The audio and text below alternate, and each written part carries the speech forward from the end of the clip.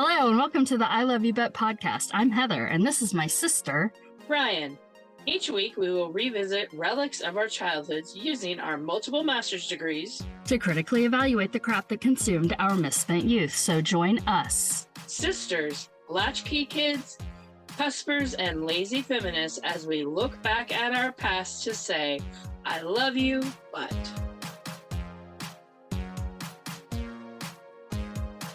Hey, sister. Hey, sister, how are you? I'm doing fantastic. I want to tell you about something I did to waste time this week that you would never do. Oh my, so many things. I watched a movie called Weapons. Yeah, no. It was great. Don't want to do that. Hold on 1 second. I got to give you my unhinged. You know how I only put unhinged reviews on Letterboxd? Mm-hmm. Well, I did one for the Shakespeares that we've been watching, but I also did one for Weapons, which is, it's like Magnolia meets Hereditary meets Ferris Bueller's Day Off. Nice. Yep. Cool. A lot going on. There's How a about lot- you? There was. How have you wasted time this week, dear sister? So I've gotten into gardening somewhat. Why are you acting like that's a weird thing to say when you were flarning? Well, I think it's weird for me to say gardening because, like I grew plants in plastic Dixie cups in my house and my kitchen Okay. for like multiple weeks, which then basically rendered my kitchen unusable while I was doing these seedling startings. That's a choice. Yeah. It was at the end of the school year. I didn't feel like cooking anyway, so it worked out. So this week I took all of the sunflowers and zinnias that I had started and dug a little like trench on the side of the house and planted them there, which was fun. Hopefully they'll grow. I still have 8 Brussels sprout seedlings in my kitchen. If anybody wants to grow some Brussels sprouts and you're near me. And then I have like an oregano plant that I got from Costco in like a set that I really love. It's like really pretty because it like comes down, but then it's like starting to go up. And I find myself wanting to get a macrame hanging planter to put it in and keep it in the kitchen. I know. I'm so old. A white macrame, not like brown is 70s macrame, like pretty white and no like fringe. You know what I'm not going to do? I don't know. I'm not going to make it myself. Oh, okay. I'm going to buy one. I'm not getting a new hobby. Okay, good idea. I also am rushing to try to get the beta version of my novella out to you and other beta readers. And in that, I was editing yesterday, and I added a descriptive word to my character's rainbow bathing suit, which was crocheted. It just doesn't seem comfortable. Well, it's like hot as hell, so it's not comfortable no matter what. If it had a lining, it'd be fine. Yeah, I guess I'm just like when you sit down, like... My girl wears thongs. There's no comfort. Oh, okay. Yeah. Okay. The thong actually becomes very important to the plot at one point. So, not to give anything away. So this week for the podcast, we watched one of my favorite movies of all time, Rosencrantz and Guildenstern Are Dead, which is from 1990. And it is part of our Alt Shakespeare Summer Movie Festival that we have going on here, which is where we don't actually watch true classic interpretations of Shakespeare. We watch Shakespeare adjacent, like Rosencrantz and Guildenstern Are Dead. And I would like to point out that this film actually won the Golden Lion at the Venice Film Festival in 1990, beating out Goodfellas, which I thought was interesting because from a cinematic standpoint, there's not a lot to this movie. I mean, it's pretty much just a film's play with a few more things going on, but it's a lot of talking. It's just a lot of talking, which if we're allowed to do repeats, I would repeat this in a later series that's like just a lot of talking and have like My Dinner with Andre and Spalding Gray some Whit Stillman, all that good stuff. You might have to get a guest to that series because I remember loving this movie and even reading the book. The play, sure. The play. Uh-huh. I don't like it anymore. I did not. And full disclosure, I didn't finish watching it because I was very bored. Was it because you knew the ending? Nope, don't even remember the ending. I mean, I guess they die. Yeah, like I knew the ending before. Like I knew the ending of Titanic. I still saw that. Like, I mean, no, I don't. I don't know if maybe my brain was just too tired to follow. And because here's the other thing, and I know we're doing a Shakespeare series. I don't enjoy Shakespeare the way other people do. Why did you agree to this series? Can we get into that? Yeah, because sometimes when we disagree on things, it is entertaining to people. I don't know if you not liking Shakespeare and us doing a whole series on Shakespeare is really... No, I like Shakespeare's stories, right? It's like the Okay. language that I'm Yes. like... And I think that when I saw this in high school, Yeah. right, I was like trying to be cool, probably trying to impress you to some degree. You were wearing heart goggles for Gary Oldman, right? Well, I think both Tim Roth and Gary Oldman, which the first thing I thought when it started, when I was watching it was, oh, they're so young. Yeah, I know. They had so much collagen. Oh, the Oh my babies. God. Which, I mean, yeah, it was 36 years ago, which is like a literal lifetime. And well, not a lifetime, but whatever. Yes. Yeah, I mean, I think there was definitely that, like, Tim Roth, Gary. I mean, probably Tim Roth more than Gary Oldman. Like, Oh, for you? I'm surprised. I really liked Tim Roth after the Quentin Tarantino one. 4 Rooms, Reservoir Dogs, fiction. Yeah, Reservoir Dogs. He wasn't a Pulp Fiction, was he? Oh, he was a Pulp. Sorry, Reservoir Bunny. Dogs. Yeah, and I imagine there was probably an element of trying to impress you. Yeah. But I did, I mean, I was going to say, like, I read the play, and that was not when I was much of a reader. Okay. I just don't have the time to slow my brain down enough to, like, pay attention to Shakespeare language to, like, understand what's happening. And it was like... But you do know that most of this is not in Shakespeare language, right? I know, but enough of it was. I mean, like, I just, like, the whole... And then the first time that the players show up, and I'm like, what the fuck are they talking? Like, what is even happening? I had to focus so hard on it to, like, be like, what is happening? Right? What are they talking about? Also, like, I mean, I kind of vaguely remember Hamlet, so I don't know if, like, knowing more Hamlet makes you appreciate this more. So to me, it was just like a lot of really fun science experiments with a whole lot of talking and beautiful scenery that would make our butt cry. So I have a real life connection to this film. You know how I like to do that. Instead of what do you remember about it, I like to talk about how the films and TV actually like bled into our lives. So I was at a party once with my senior year boyfriend, Eric. I got bored because I always get bored at parties because I hate parties. And so we went out and went for a walk in the neighborhood, and there was like a tennis court nearby. And we had both just read, well, I think maybe we saw the movie and then later we read the play in class, but we went to the tennis court and we started playing questions on the tennis court on a Saturday night when we were supposed to be at a party. See, and that, like, I think that's what I appreciated was, like, the intellect, you know what I mean? Like, and we've talked about this, like, your friend group was so, like, intellectually cool. And They'll be so glad to hear that they're being considered intellectually cool. Okay, so from my 16-year-old, 15-year-old perspective, I mean, we are the people who were all real sad on Slack last week when we heard about Anthony Head passing away. It's like, yeah, I mean, y'all were like more intellectual, right? But like it's that same thing that like I think is what is appealing about like the Life and Death Brigade and Gilmore Girls when they're like playing these word games, right? Or like what's that movie you love? Like with the New Yorkers where they stay up all night in Manhattan.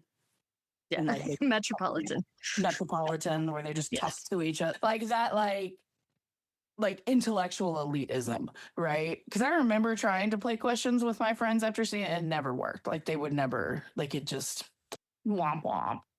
Even Gary Oldman could do it. I will say that. And then weeks later, in class in AP English, we read Rosencrantz and Guildenstern Are Dead. And my friend Devin had happened to watch us. Like he came upon us playing questions at that party. And we're watching the movie, and he turns and he looks at me and he goes, "That's what you were doing." Okay, I want a teenage comedy about y'all, your friend group, and like a 90s TV teenage comedy. No. About y'all's group of friends. Like no, because nobody was hooking up. Like Andy and Beth were the only ones hooking up. Nobody would watch it. I mean, it's exactly like that. Part of the reason I love this movie is just so anti-TikTok. Like no one on TikTok would enjoy this movie. Like there's no way.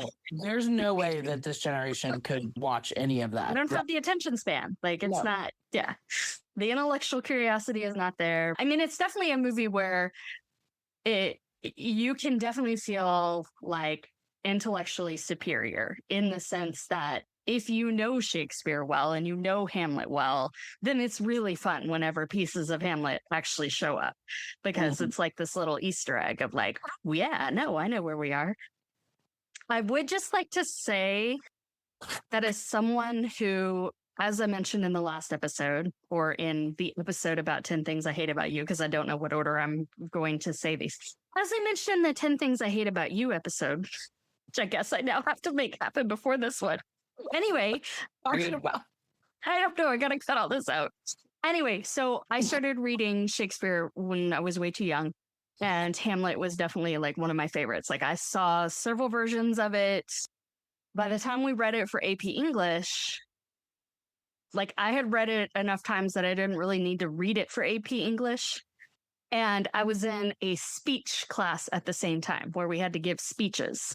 And I was up there giving my awesome speech. And my nemesis, she's shaking her head. Nemesis was there giving me the shittiest looks because she had a test on Hamlet in the next period. She hadn't read it. And she was trying to read it while I was giving my speech. And she was mad at me for doing my classwork during class while she was trying to study for the thing that she didn't study for, which is one of many reasons that she was my nemesis. Now, that is a skill Gen Z has. A Gen Z would have been listening to your speech, watching something on YouTube, and reading Hamlet. And not absorbing any of it. No, yes, that's true. Yes, they wouldn't have been absorbing any of it. I also would like to say how embarrassing it is, given all of that. And I'm pretty sure that Hamlet was one of the plays that we covered when I took Shakespeare in college. How long it took me to realize why Hamlet was pretending to be insane. No, okay, I did remember that.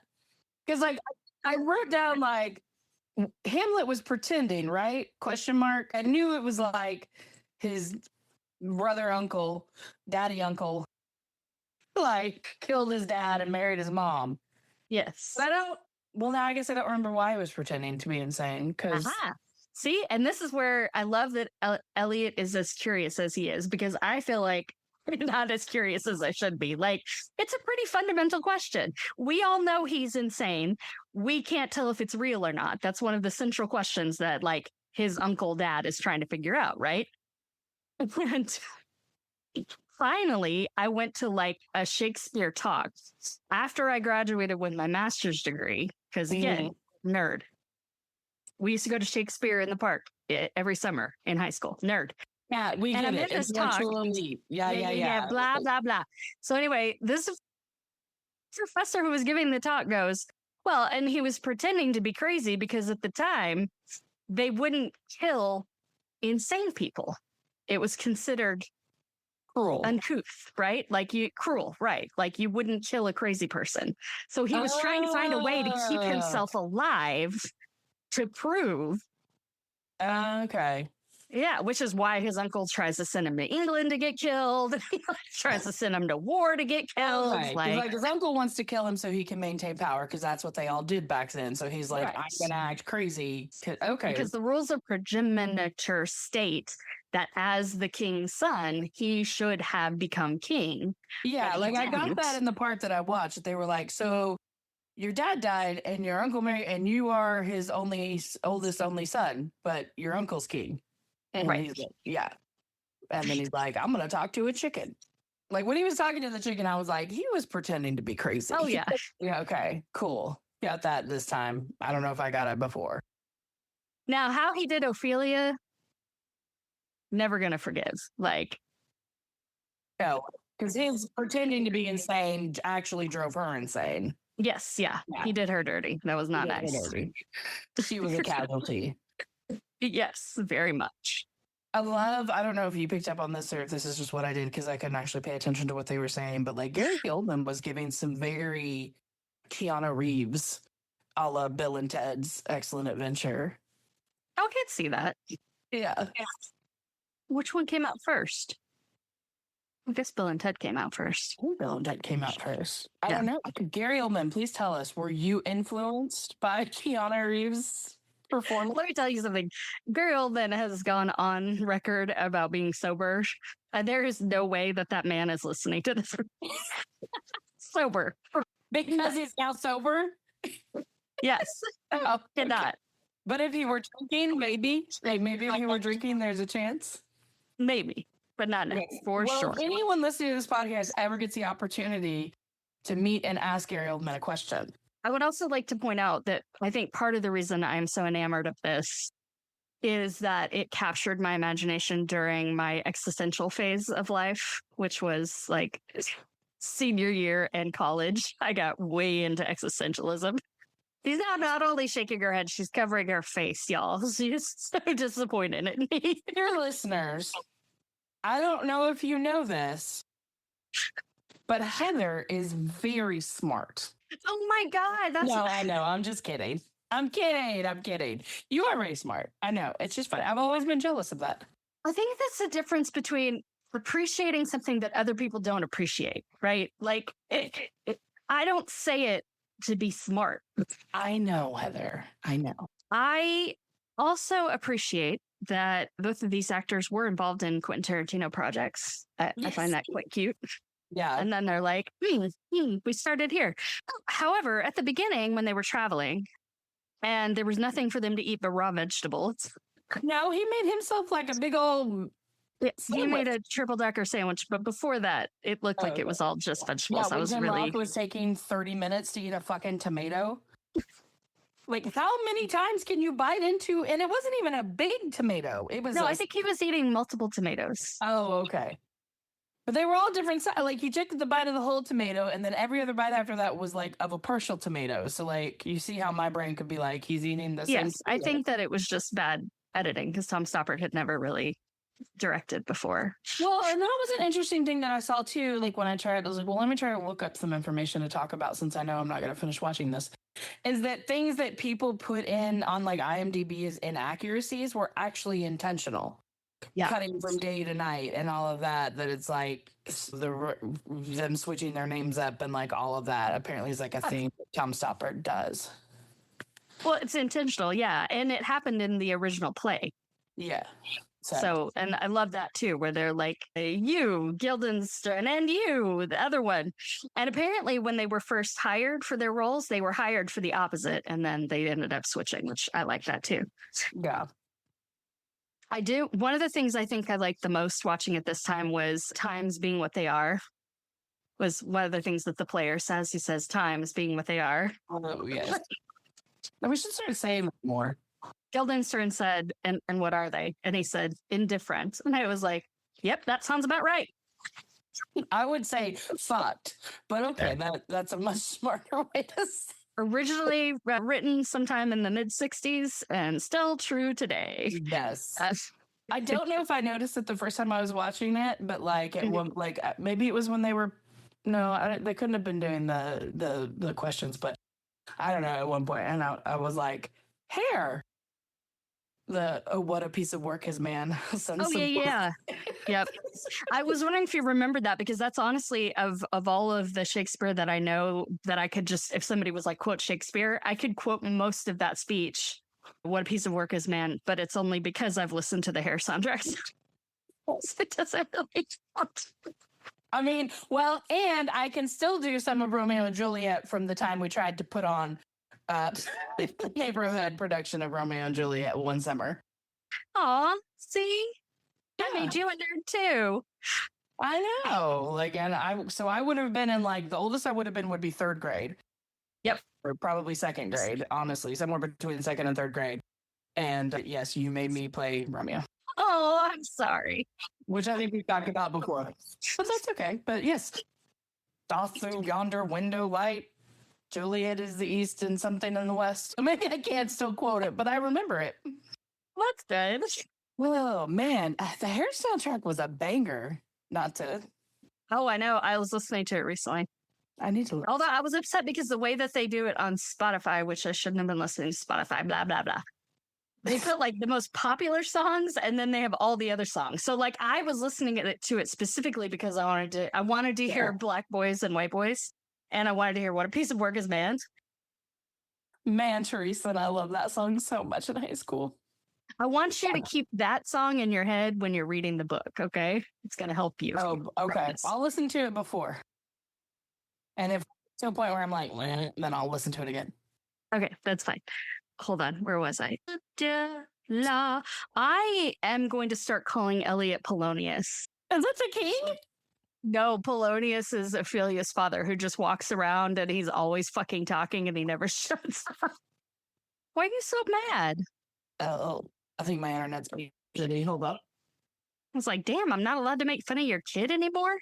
Which one's Polonius? Famously, Polonius, Ophelia's father, never shuts the fuck up. Therefore, I would like to start calling Elliot Polonius. He's not going to like that. What? But he likes so many things. I mean, you can try it. I'm not really going to call him that. I love the little collar pinch that Tim Roth does at one point to pull Gary Oldman closer. Grabs his little collar, pulls him in. Their interactions are great. Like their chemistry, whatever. I don't know. Yeah, it was good. Very good. And then I love the whole thing where they on the chicken, and I don't know why I can't remember exactly what happened, but I wrote, "Has anyone ever seen a chicken?" Because it just very much reminded me of Arrested Development. Have any of you people ever actually seen a chicken? Exactly. That's what it reminded me of. I would like to talk about how weird it was that bathing used to be very communal. Oh, yeah. I don't know why it was communal. I did at one point just write fucking actors get off the table. Pretty sure it was when Richard Dreyfuss was standing on the table. Yeah, because then Hamlet's on the table at one point. Like, get off the fucking table. You're not that special. You don't need to be on the table, you assholes. White men, get off the table. Yeah. I would just like to note that there's a theatrical tradition of swapping out the actors mid-play. So one of them's playing one, and then they switch that out. I love that a lot. I just enjoy that thought. And then I will agree with you. I do think 2 hours is a bit long. I was going to ask. Yeah, it could be 90 minutes. It would be fine. But I still enjoy it. Yeah, I did look it up at how long it was. And when I saw that it was 2 hours, that's when I decided I wasn't going to finish it. Sorry, I tried. I really did. No, it's okay. I just think from like an existential point of view, it's funny because if you think about it a lot, then you're like, okay, well, you know from the beginning that they're marked for death, right? Rosencrantz and Guildenstern are dead, right? And then later on, they're like, oh, so 6 deaths, they're like counting it up. And Richard Dreyfuss is like, no, 8. And then like it cuts to 2 of the actors who have their same like haircut and clothing, then get hanged.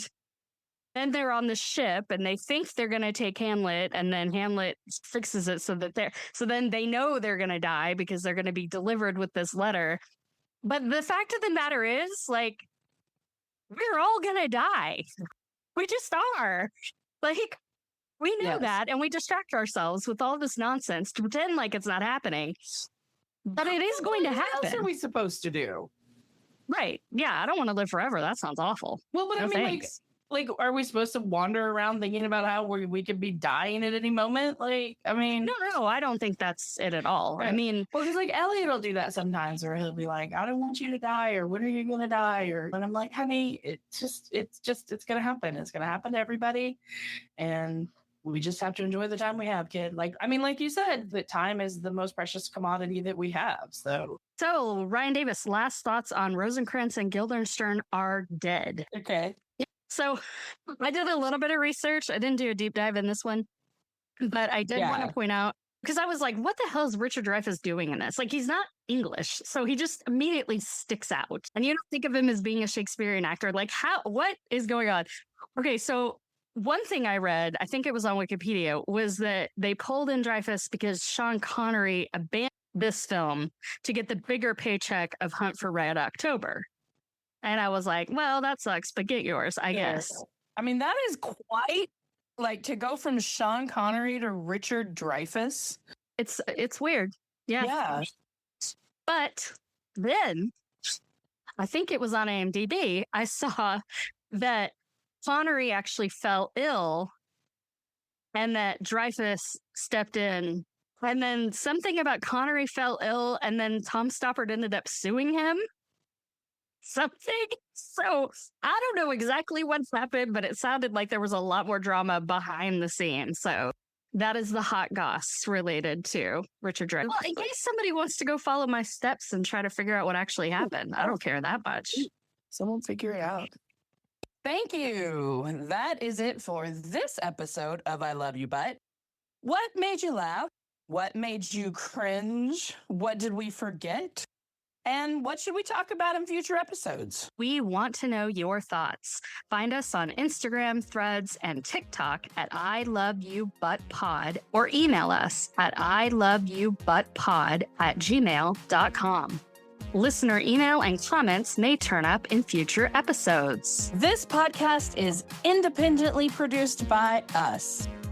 You can support our show in a few ways, like maybe tell all your snarky besties to listen. Be sure to rate, review, and follow I Love You But wherever you get your podcasts. And now you can help offset our production costs with a donation to buymeacoffee.com/I Love You But Pod. Thank you. I'm Heather Davis. And I'm Rian Davis, and we wish you lots and lots of conditional love.